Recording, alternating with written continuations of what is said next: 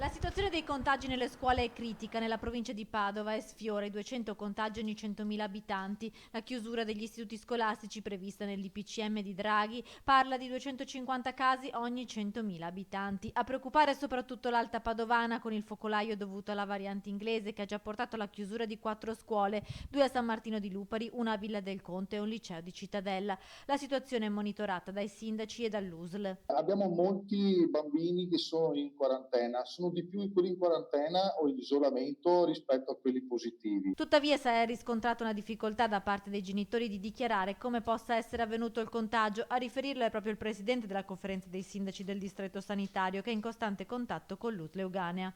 Di fronte a un cluster o di fronte a diciamo, un numero di contagi elevato, fossero un po' più collaborativi senza aver paura, dicendo magari al medico oppure all'USL il comportamento dei propri figli, da lì possono anche capire e circoscrivere il problema fin da subito. Le difficoltà che loro hanno avuto è stata proprio quella di risalire la motivazione di questo importante contagio, ripeto, nell'Alta Padovana. Giacomazzi invita al rispetto delle regole al di fuori delle scuole, solo così i rigidi protocolli applicati dai dirigenti scolastici in classe potranno funzionare e contenere i contagi di variante inglese, che risulta la più diffusa tra i giovani.